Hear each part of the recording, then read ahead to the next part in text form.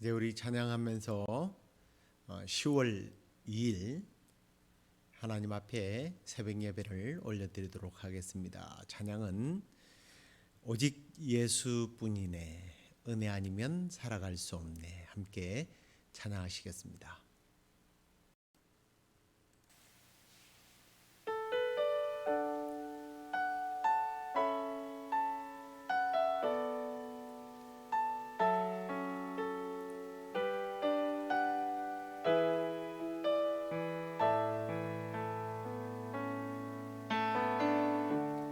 은혜 아니면 살아갈 수가 없네.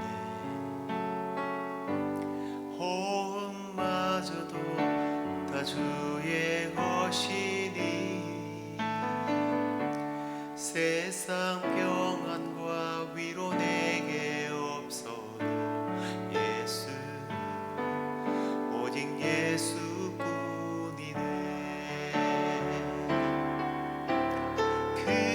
신 괴회 다 볼 수도 없고 작은 고난에 지쳐도 주께 묶인 나의 모든 삶 버티고 견디게 하시네.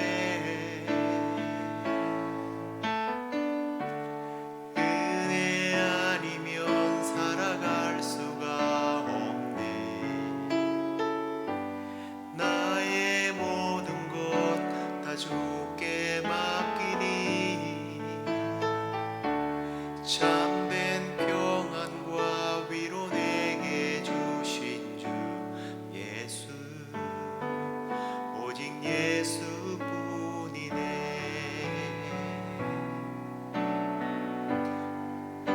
오직 예수뿐이네.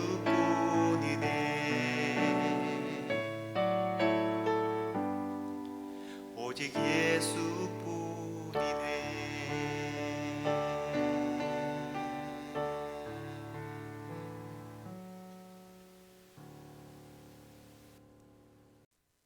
다 함께 사도신경으로 신앙 고백드리겠습니다.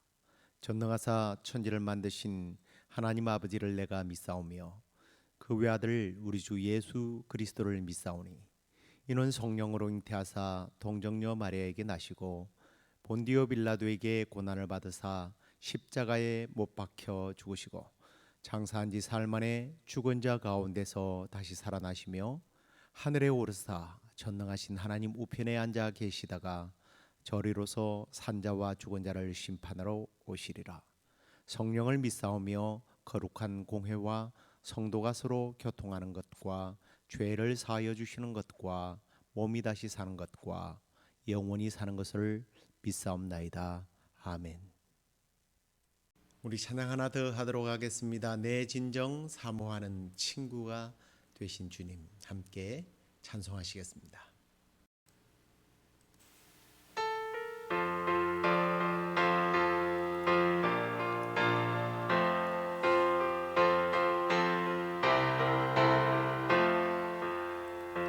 내 진정 사모하는 친구가 되시는 우주 예수님은 아름다워라. 삶 밑에 백합화요 빛나는 새벽별 주님 영원할 길 아주 없도다. 내 맘이 아플 적에 큰 위로 되시며 나 외로울 때 좋은 친구라. 주는 저 산 밑에 백합 빛나는 새벽별 이 땅 위에 비길 것이 없도다. 내 맘의 모든 염려 이 세상 고락도 주님 항상 같이 하여 주시고 시험을 당할 때에 악마의 개교를 즉시 물리치사 날 지키시네.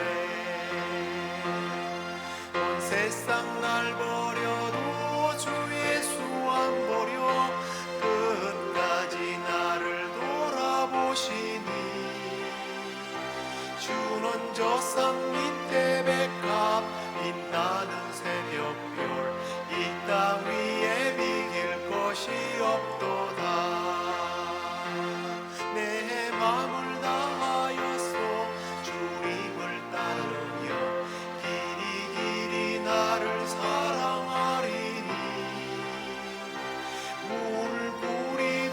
벅찬고 잠금도 못내 주는 높은 산속 내 방패시라 내 영혼 먹이시는 그네 누리고 나 친히 주를 뵙기 원하네 주는 저 산 밑에 백합 빛나는 새벽별 이 땅 위에 비길 것이 없도다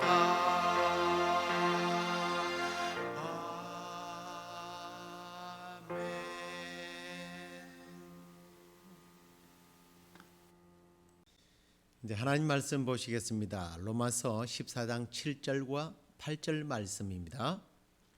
우리 중에 누구든지 자기를 위하여 사는 자가 없고 자기를 위하여 죽는 자도 없도다. 우리가 살아도 주를 위하여 살고 죽어도 주를 위하여 죽나니 그러므로 사나 죽으나 우리가 주의 것이로다. 아멘. 자, 오늘은 이제 우리가 화요일 날 함께 늘 교리 오늘의 묵상을 나누게 되는데요. 이제 지금부터 제 생각에는 일단 중복되는 부분들은 지난번 요리 문답과 비교를 해서 너무 중복이 되는 부분은 빼도록 하고요. 아무튼 할 수 있는 한에서 하이델베르크의 요리 문답을 함께 나누도록 하겠습니다.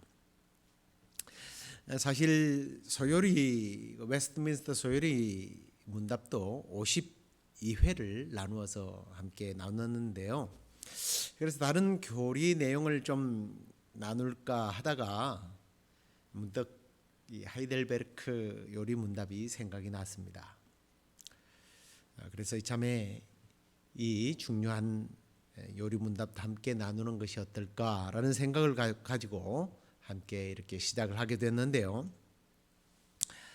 뭐 사실 우리가 이럴 때가 아니면 언제 종교 개혁 그 이후에 성도들에게 더욱 개혁주의 사상으로 종교 개혁의 정신을 이어가고자 했던 우리의 믿음의 선배들의 그 거룩한 개혁 운동을 그 말씀 운동을 공부할 기회가 있겠습니까? 그래서 시작하게 된 겁니다. 그리고 미리 말씀드립니다만 조금 전에 미리 참 말씀드렸습니다만 웨스트민스터 소요리 문답과 중복되는 내용도 또 있을 것이고 또 만약에 있어도 제가 하게 된다면 우리가 이게 또 반복함으로써 우리의 신앙을 좀 더 뼈대를 확고하고 돈독하게 하는 의미가 있기 때문에 여러분들께서 좀 함께 나누었으면 좋겠습니다. 이 하이델베르크 요리 문답은요, 웨스트민스터 그 소요리 문답과 함께 교회사 속에서 개혁 신앙에 근거한 대표적 교리 교육이라고 할 수 있습니다. 이 특히 하이델베르크 요리 문답은요, 종교 개혁의 제3세대의 작품으로 보면 됩니다.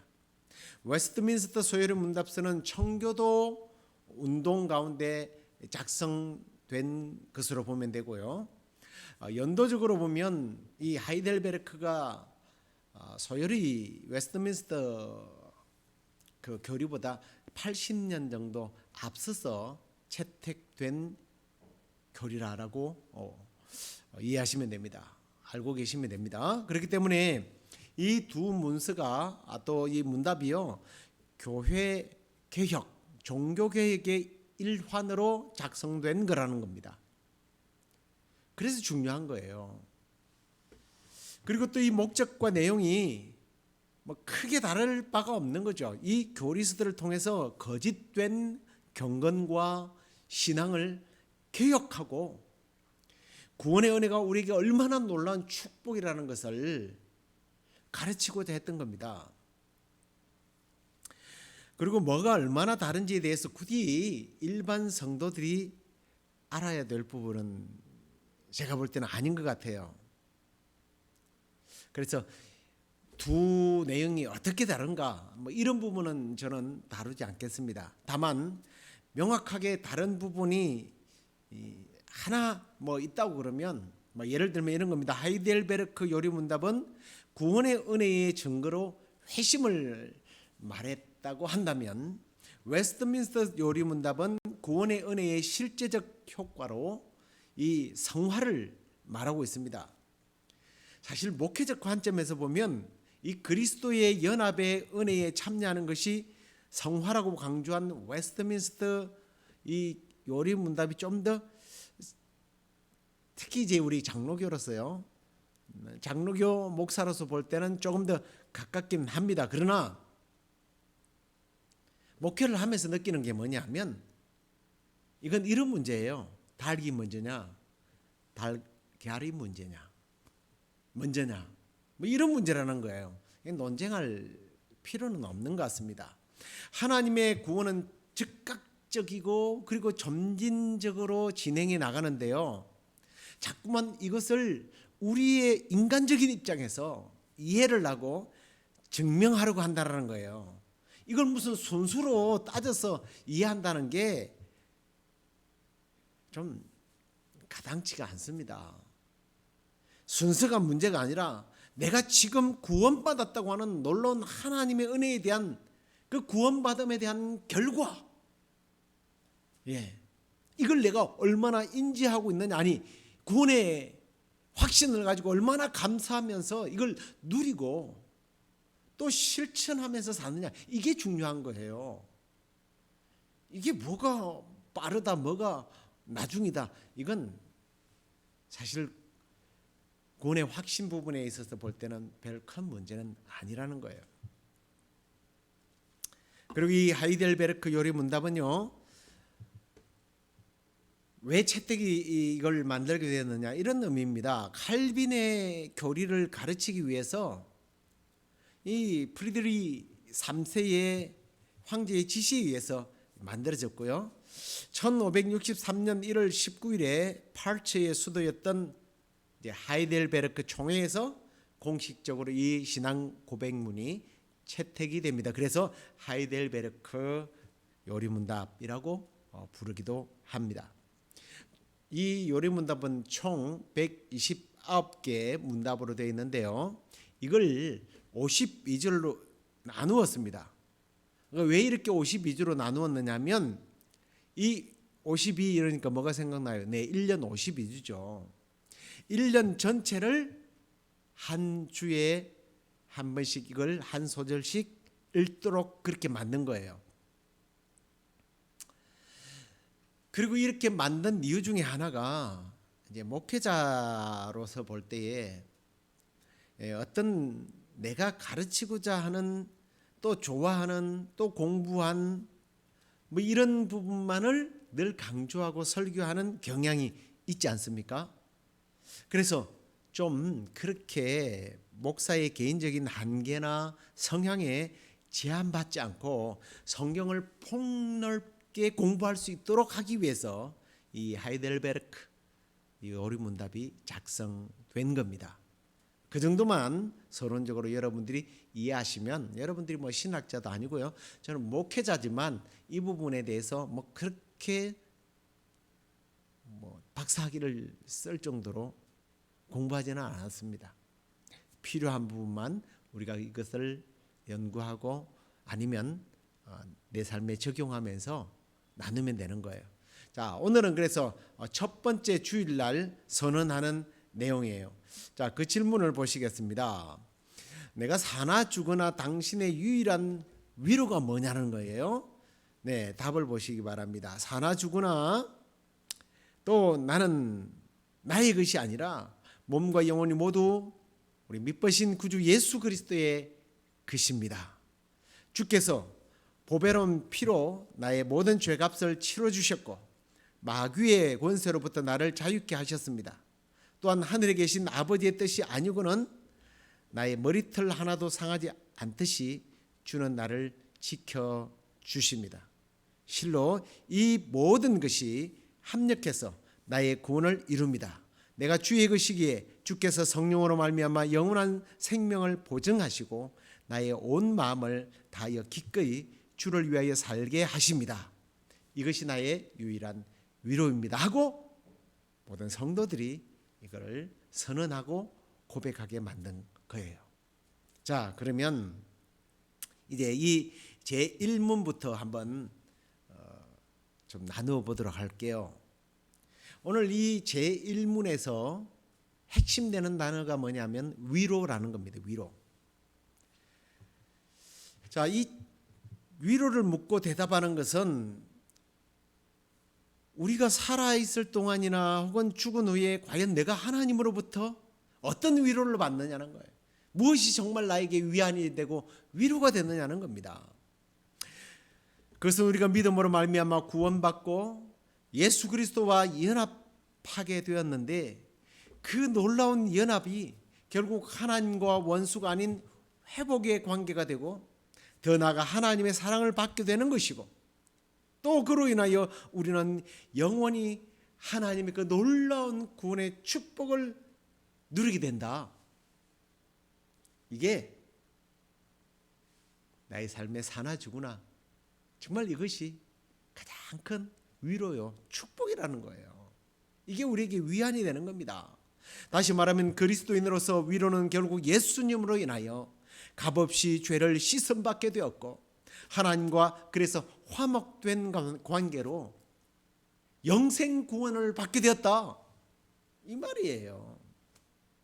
그래서 이런 위로는요, 성령님을 통해서 하나님께서 우리에게 확실하게 각인시켜 주시고 또 그 성령님을 내가 하나님의 사랑을 받는 자요, 성령님은요 내가 하나님의 사랑을 받는 자요, 구원받은 자라는 사실을 의심하지 않도록 우리 안에서 내주하셔서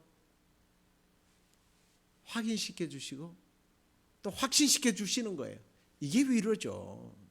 얼마나 큰 위로인지 몰라요. 그래서 사도 바울은 누가 우리를 그리스도의 사랑에서 끊을 수 있겠느냐? 환난이나 공고나 박해나 기근이나 직신이겠느냐? 위험이겠느냐? 칼이냐? 사망이나 죽음이나 천사랄지라도 우리를 흔들 자가 없다. 하나님의 사랑에서 뺏을 수 없다라고 선포하게 된 것입니다.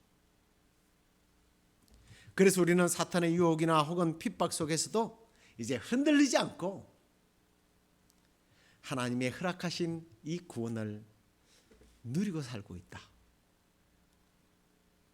이게 가장 큰 위로라는 겁니다.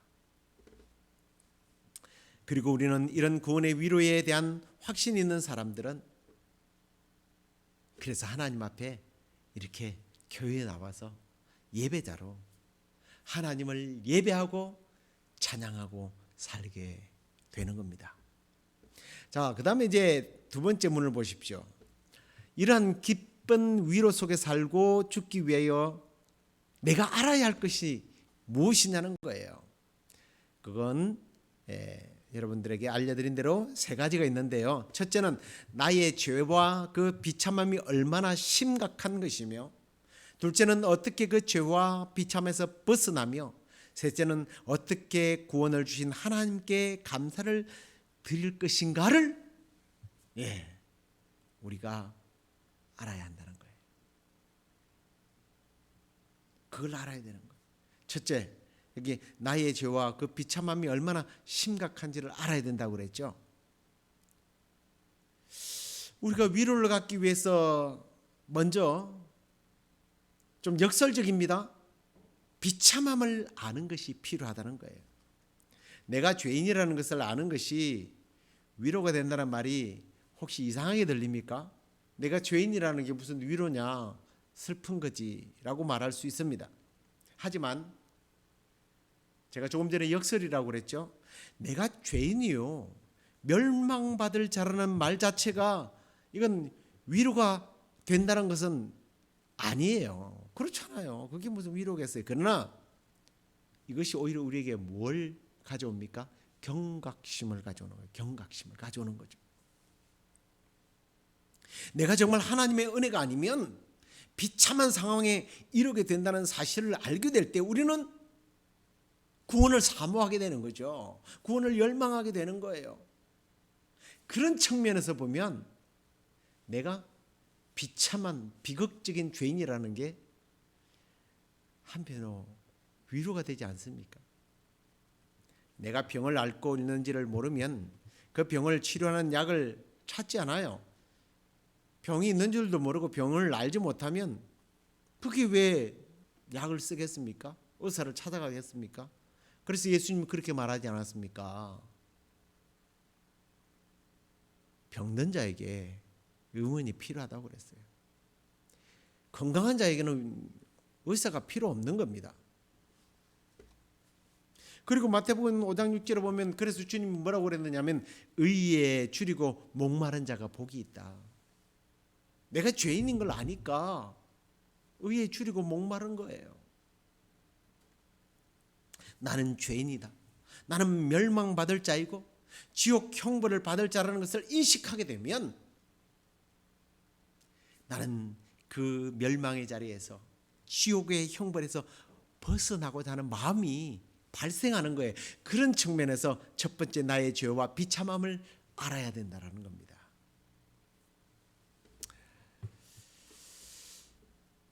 그래서 자연스럽게 우리는 두 번째 내용인 나의 모든 죄와 비참함에서 어떻게 이제 구원받는지를 알아야 되는 거죠. 단순히 내가 죄인이라는 것만 깨닫는다고 해서 그게 위로가 되지는 않는 거예요. 그래서 발전이 되어야죠. 내가 어떻게 그러면 구원을 받을 수 있는가? 이걸 알아야 되는 거예요. 나에게 하나님의 은혜가 필요한 자임을 내가 깨닫고 이제 그분을 알게 되었을 때에 구원의 섭리의 주체가 되시는 하나님의 아들 바로 예수 그리스도를 나의 구주로 영접할 때에 사망에서 생명으로, 지옥에서 천국으로, 마귀의 자식에서 하나님의 자녀로 거듭나게 되는 것을 알아야 된다는 거예요. 그렇습니다. 여러분, 돈과 명예나 혹은 가족이나 친구가 없어서 비참한 것이 아니에요. 나에게 예수 그리스도가 없다라는 게 가장 비참한 삶이라는 것을 인지하게 될 때 사도 바울은 나는 공고한 사람이다.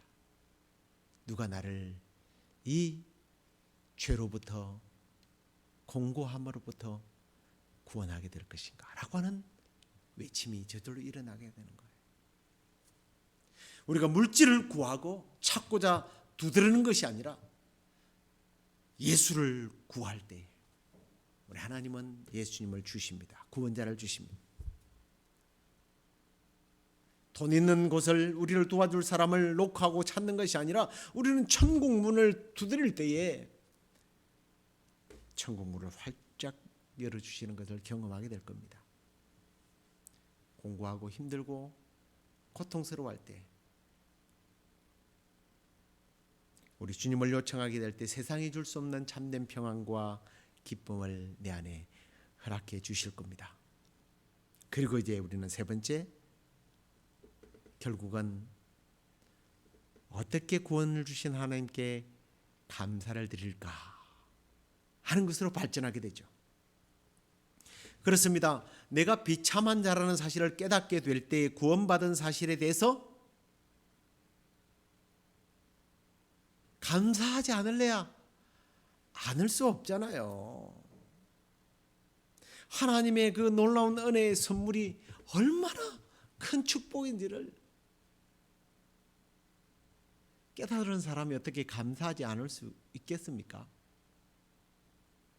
감사해야 된다는 것을 알아야 되는 것이 아니라 이건 당연히 감사가 나오게 돼 있는 거예요. 그런 점에서 우리는 살든지 죽든지 이 구원의 놀라운 은혜가 우리에게 가장 큰 위로가 되는 거예요. 돈이 많아서 누가 나에게 위로의 말을 건네서가 아니라 어떤 상황 형편에서든지 살든지 죽든지 내 안에서 예수 그리스도가 드러나게 되고, 더 나아가 그 예수 그리스도가 우리를 위하여 맺어주신 부활의 첫 열매로 말미암아 나는 죽어도 우리 주님처럼 살 것이라고 하는 확신, 이 구원의 놀라운 축복을 우리는 내 생에 있어 가장 큰 위로와 소망으로 삼아야 할 것입니다. 말씀을 맺을게요. 허물과 죄로 말미암아 죽었고 사탄의 종노릇 하다가 영원한 지옥에서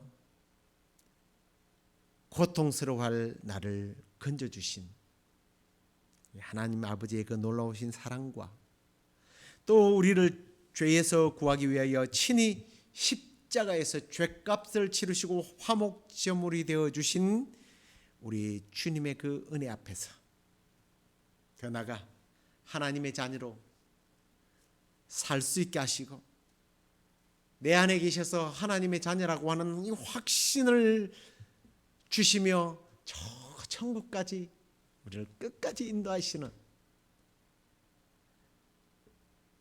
내 안에 내주하신 이 성령님의 놀라운 인치심이 내 생에 그 어떤 위로보다 큰 위로요 복인 줄을 알고 그 놀라운 위로를 우리에게 주신 그 주님 앞에 늘 감사하고 충성하고 헌신하고 주님만 붙들다가 천국문에 이르게 되는 저와 여러분 되기를 주의 이름으로 축원합니다. 기도하겠습니다. 하나님 감사합니다. 허물과 죄로 말미암아 죽었고 우리는 사탄의